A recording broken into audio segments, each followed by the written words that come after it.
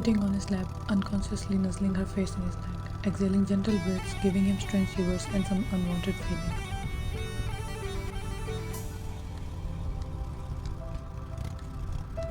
Good Lord, have mercy, whispered under his breath, trying to control himself.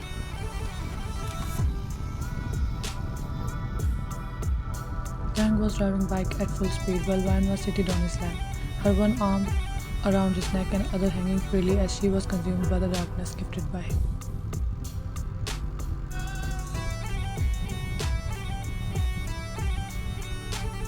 Her silky hairs were freely floating in air as he was the reason behind their freedom.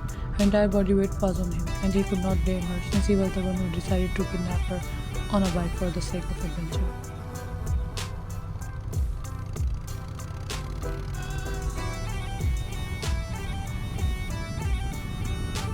A stone-hearted police officer who lives for justice in the arms of a naughty mafia king, whose only aim is to feel the kick of adventure, riding his heavy bike at full speed, with her on his lap under the dark sky.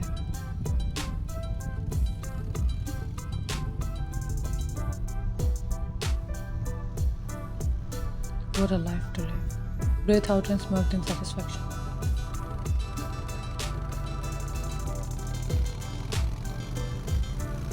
Kang was living this moment to its full and was feeling satisfied with his life for the first time until a past ride decided him and brought him back to the cruel reality.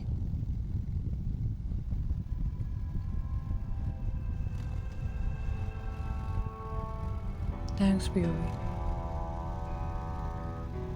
Now who the wants me to commit another felony without any break?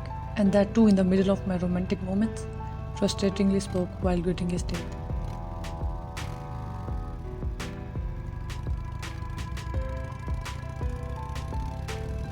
I twisted my head to have a look at that.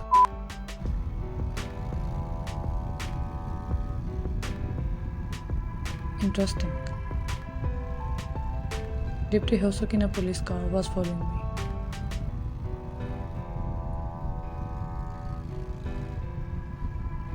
It's gonna be so fun.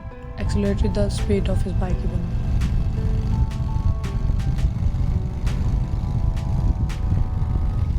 I started taking turns through the narrow alleys, but he was adamant on following me and get his best friend off of me.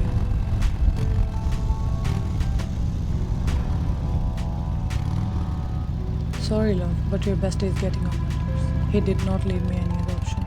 Gently whispered in her ears as if he's confessing his love.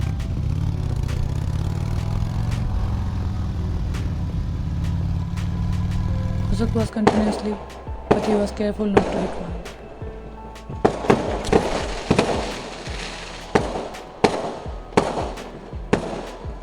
Kang kept his focus straight on the road while driving at high speed and pointed his to the back, directly in Hyosuk's direction.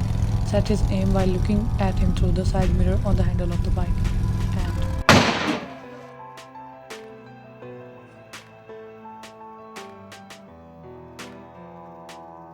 however, he failed as Van hit his arm, causing him to miss the target. He looked at Van to see if she was awake, but found her struggling to open her eyes. She was in the state of unconsciousness, but still conscious enough to save her friend.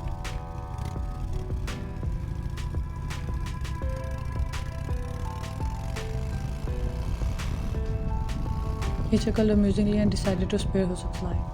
As I said before, anything for my lady. Kissed her shoulder and increased the speed to an insane level as if he got the booster after kissing her and left Hyosuk for behind.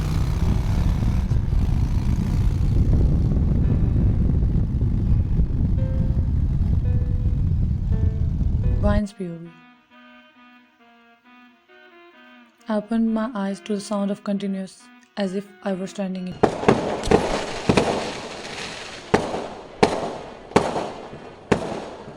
I regained my focus and looked around. People, or more likely, people who looked like monsters, were surrounding me and happily celebrating something with their fires.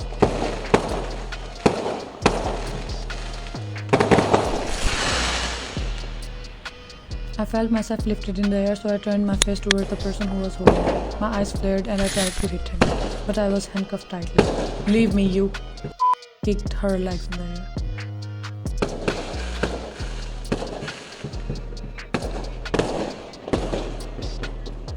He just laughed as if it was a comedy scene, and made me stand on the ground. His people continued, and at this rate, I think I would go deaf.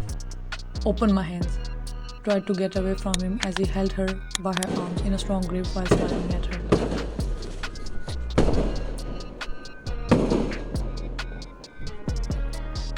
Tit for tat. Stares at her face intensely, getting lost in her for a moment. Glares at him. Remember how you handcuffed me? Raised his brow while smiling as if he is trying to remind her of a sweet moment.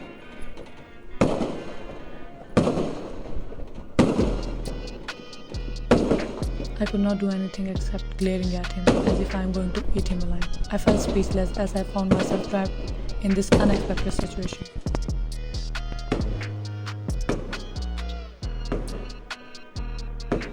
Bro, you are finally back? Excitedly welcomed him as the guards finally stopped there. With a gift, smirked at Vine, pulled her more into him and held her waist as he struggled to get away from him, showing the expressions of disgust.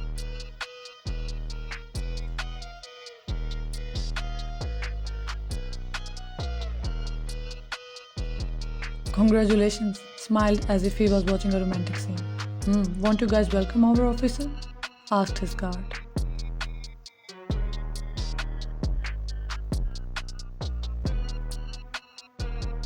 All of the guards quickly lined up in a row and gave a salute to Vine, making her frown because she felt as if they were mocking her.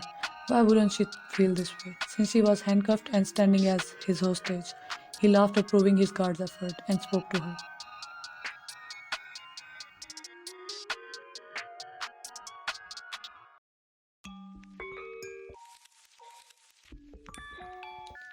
Dub, you are the only one who dared to arrest me and file a FIR in my name. You deserve all of this respect. She scoffed and looked away from him, making his gaze grow dark.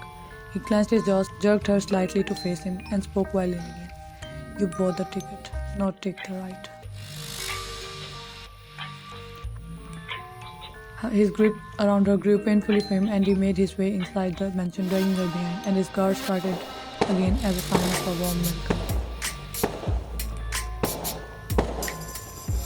Welcome to the Kim's Health, officer.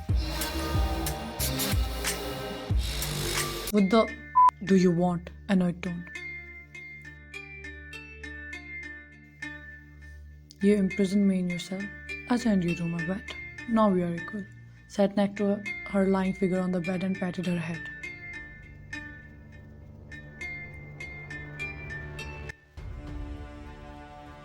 I'll kill you. Threatened him while gritting her teeth in anger. With this much beauty, I bet one day you will. Caressed her hair, causing her to jerk her head to get rid of his touch.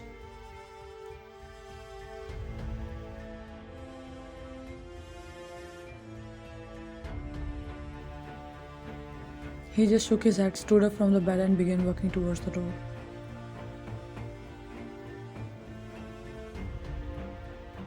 Why are you doing this? I hate your guts. Tilted his head to glance at her, and this time his mischievousness was gone. Oops, I think my guts damaged your fragile ego. Chuckled sarcastically.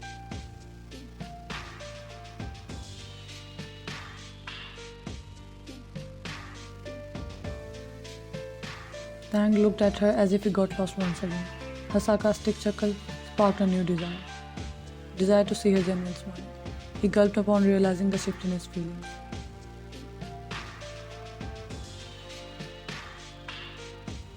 This is not a good sign.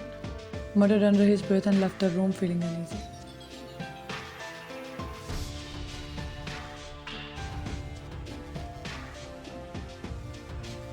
Two days later. Tang fiercely entered the room where he had kept her till now. He was trying his best to control his rage and desire. However, seems like Wan was determined to pull his last strand of patience.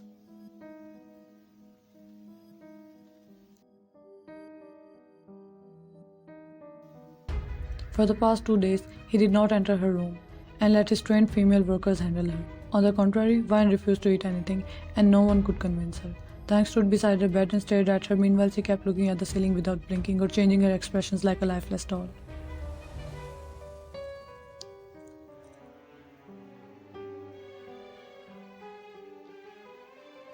I knew you would throw toddler tantrums.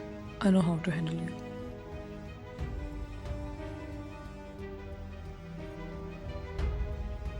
He snapped his fingers, and a doctor with his nurse entered the room. Vine's blank expressions finally changed into a confused one, and she attempted to sit up but struggled due to her handcuff and weakness. That's why you should not skip your meals. She gave him a death glare, indirectly ordering him to shut his mouth.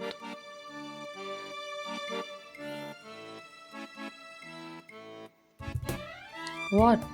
Gave her offended expressions. Now I can't even show my love inside? Sigh. It was for your own good, as you need energy to fulfill my needs later. Laughed like a sneaky brat.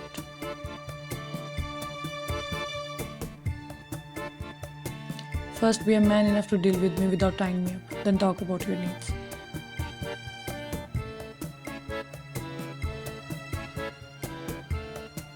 Now the doctor and nurse gulped visibly, thinking her game was about to finish. To their amazement, Taehyung simply groaned and gestured them to do their work. The doctor approached Vine holding an IV drip in his hands. She refused to eat, so Taehyung decided to use IV drip to drop nutrients directly into her bloodstream. No compromises on her health. What a caring man.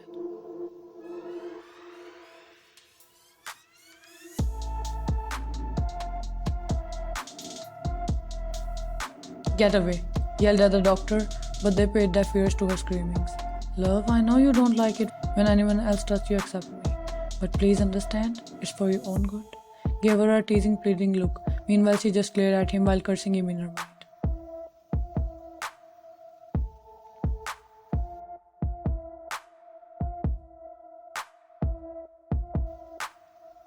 Doctor injected the syringe into her arm. She did not react, but he hissed instead of her, prompting the doctor to give him a judging look.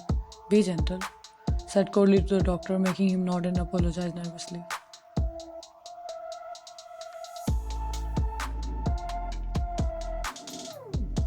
At night. Stop it. You have never drank this much.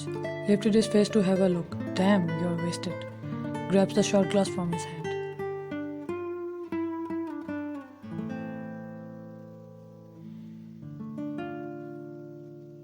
That's what I wanna do. I wanna waste myself.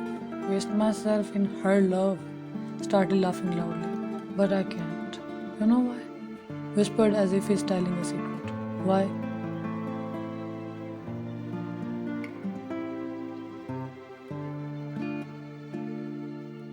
Because we are from different worlds. Totally different worlds. She is the justice while I'm the crime. Let out a sad suckle. Don't tell her. Shh. Put his finger on his lips, asking Jimin to be silent.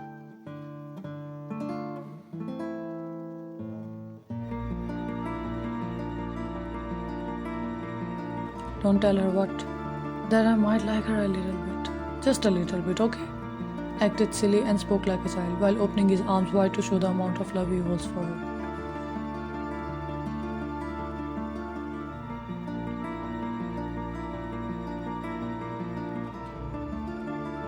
But his shoulders slumped down and expression changed into a dull one the very next moment.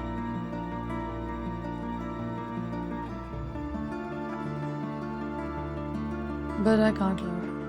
I don't want to love her. I don't want to be weak. Sighs deeply. Then what will you do? Giggled naughtily before answering him. I'll keep teasing her. At least it's fun.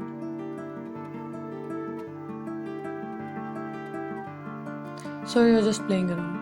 Frowns. Nodded his head while slowly closing his eyes, being intoxicated. You will regret.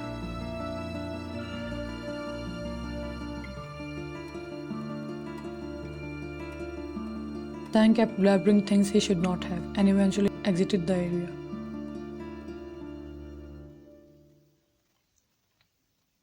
He entered her room while stumbling on his steps, but managed to gently sit beside her on the bed. He kept admiring her sleeping face with eyes that held a longing for love, which he had never experienced in his life.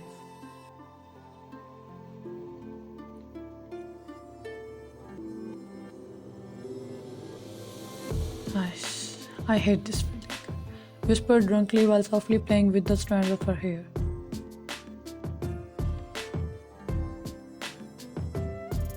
His gaze fell on her handcuffs, and he saw her one arm twisted in an uncomfortable position. How dare you hurt her? Talks to the handcuff while glaring at it.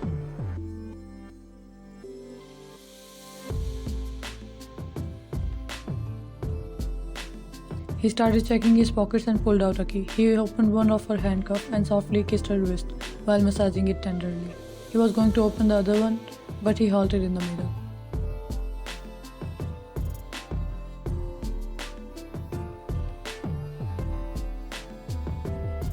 You think I'm stupid enough to open you as well and let her go away from me? Never.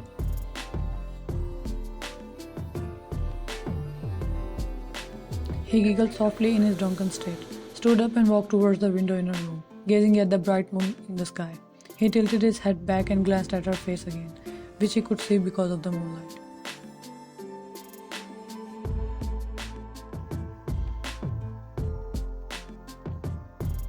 Looked back at the moon. I hate you for touching her face. She is mine, and she is more beautiful than you. Possessively screamed at the moon and furiously exited the room due to the sudden change in his mood.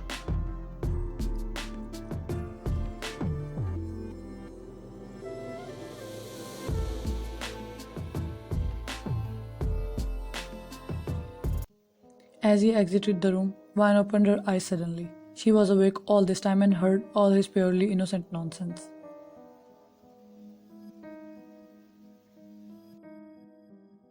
Her cold heart was throbbing loudly in his chest, as if it is going to come out, but she ignored it and sat straight on the bed, staring at her chained hand.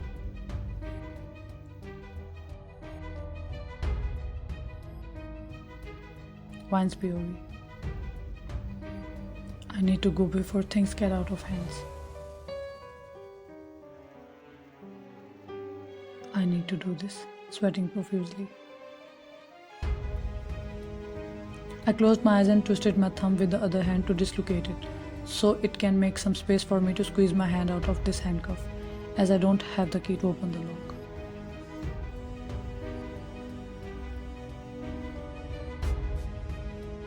I pressed my lips together and gulped the pain, along with the scream that was about to escape my mouth.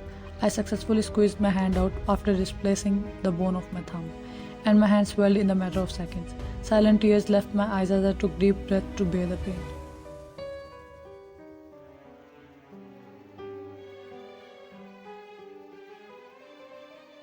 After a few moments of self-control, I got out of bed and went towards the door.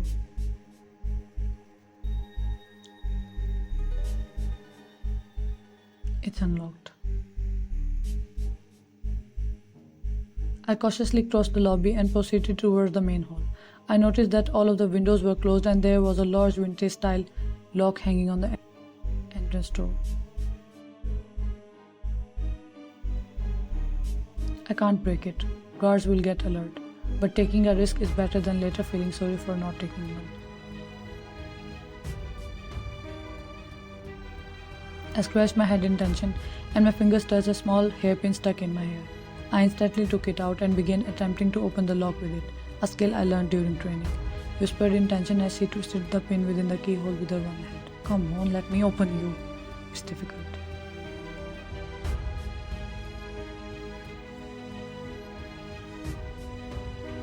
Need any help, officer?